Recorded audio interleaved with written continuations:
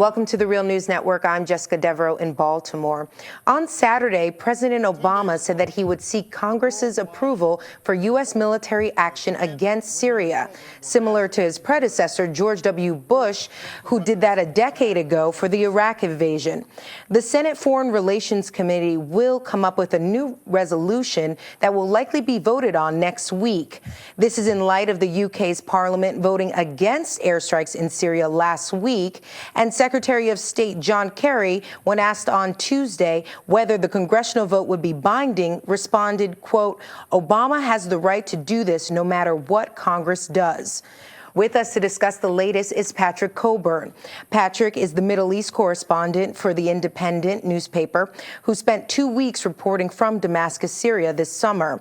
Patrick is regarded as one of the Western world's most experienced and knowledgeable reporters on the Middle East, and he's been covering the region for more than 30 years. Thanks for joining us, Patrick. Thank you. So, Patrick, let's just first start out with what President Obama and his administration has been coming out with accusations against the Assad regime, saying that they are responsible for the chemical attack in Syria against their own people. What is your reaction to their aggressive tone, as well as what do you make of why would President Obama create these red lines? Was this the plan all along to intervene in Syria? I don't think the administration had any enthusiasm for intervening in Syria. After all, they've had bad experiences in Iraq and Afghanistan. Libya isn't looking so good at the moment.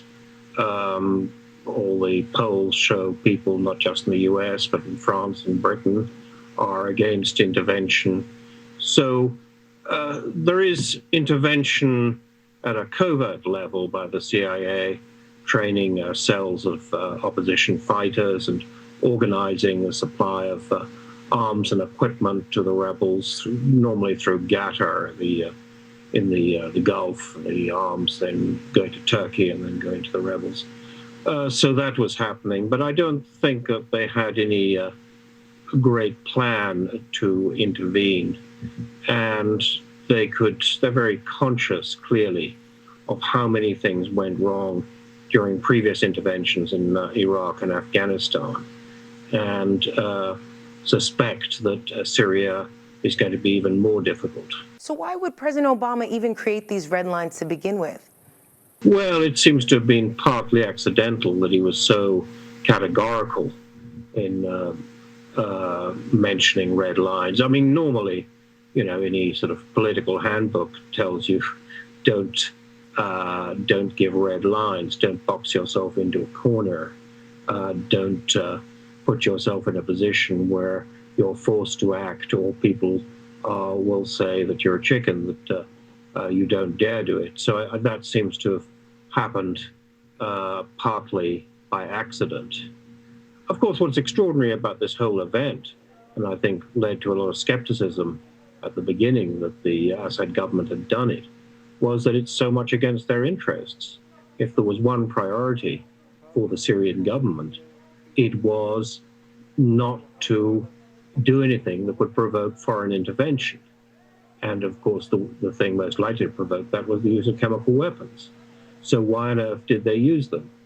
Was there some miscalculation on their part? Was it some bizarre desire to confront the US? On my own view, is it's a strong possibility is that every army has some truly stupid generals, including the Syrian one, I imagine. That it wasn't a careful plan, that it may have happened by accident, but it was a disastrous move by the Assad government. Yes, if it comes out that there is strong evidence that it was conducted by the Assad regime, the reports from the UN are supposed to come out next week. Can we talk a little bit more about the real objective of foreign policy in Syria? What is your take? The difficulty for the administration and for the US, UK, and Britain is they don't like the Assad government. It was opposed to their policy in Lebanon, opposed to their policy in Israel. And initially they made a miscalculation It was generally believed in Europe, I think in Washington, that Assad was going to go down quite quickly, like Gaddafi did in 2011. And they built that policy on this assumption, really for a couple of years till the end of last year, and it hasn't happened. Something else has also gone wrong, which is the rebels were initially painted as white hats and the government as black hats in the media, but it's become apparent, particularly over the last year or 6 months, that the most effective fighting units of the rebels are jihadi holy warriors, that is, of al-Nusra Front and the Islamic State of Iraq and the Levant. So, yes, Washington, London, and other countries would like to get rid of Assad, but when they look at the alternative, they're pretty well appalled. And actually, when I'm in Damascus, that's what Syrians often tell me. They don't much like the Assad government, but then they go home in the evening, they go online, and they go to YouTube, and they see, rebels cutting off heads of army officers, of massacres, and so forth. So they think, well, the Assad government pretty bad, but maybe the alternative is even worse. Let's talk about some of these American factions that are supporting direct military intervention and really pushing aggressively for the president to act, specifically Senators John McCain and Lindsey Graham. What interests do they represent? Well, McCain has always, and Graham, they've always had this very sort of hawkish approach in Syria and in Iraq. And when I was in Baghdad, it was something of a standing joke when McCain turned up and sort of said that the US was winning. He took a sort of famous walk in east Baghdad saying, look, everything's going right for us. But he was, surrounded by troops who'd sealed off the road. It was very much a put-up job. Similarly, when he made a visit to rebel-held areas in northern Syria, there are allegations that when he was photographed with rebel leaders, that one of them is one of the more notorious kidnappers in Syria. So if he can't identify who's standing just by his left shoulder, how will he tell the difference between moderate and extreme rebels? And can you give us a sense right now, a lot of talk on the Hill, whether or not to intervene directly, but we have House Republicans, John Boehner and Eric Cantor, two leaders in the House, saying that they will support direct intervention. Can you speak to Obama boxing himself in with these red lines? Do you see him having an out if the administration doesn't want to get entangled in Syria?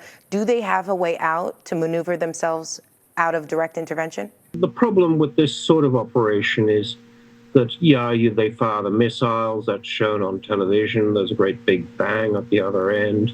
I've been in Baghdad when this has happened on quite a number of occasions, in 91 and again in, when was it, 98, and, and it sort of looks dramatic for a day or two, it looks assertive, it looks, America the strong, Syria the weak, but then people discover that not much has really changed. And then what do? Do you sit on your hands or do you escalate? And each time around you do that, it gets more difficult to withdraw or retreat because it looks as though your previous efforts have all failed. So, willy-nilly, whatever they want to do, they're getting involved in the Syrian crisis, but without much confidence that they can bring it to an end. And, things have changed, not just in Syria, but, in Iraq, really since 1990, since the decline of the Soviet Union, Russia wasn't much of a factor, as Russia as the Soviet Union had been during the Cold War. But what's really different about Syria, different even from what happened in Libya 2 years ago, is Russia is back. Russia is asserting itself as a great power, maybe not a superpower, and it isn't going to back off.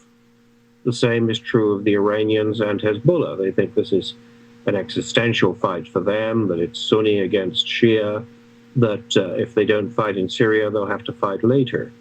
So this is all building up to a confrontation in which it's unlikely the US will emerge as a 100% winner, as they did in 1991 during the first Gulf War, which is meant to be the sort of example that supporters of the president are looking to for a successful operation. Okay, well, Patrick, just hang tight. We're going to have another part of this segment, so please stay tuned. And thank you for joining us, Patrick. Thank you. And thank you for joining us on the Real News Network.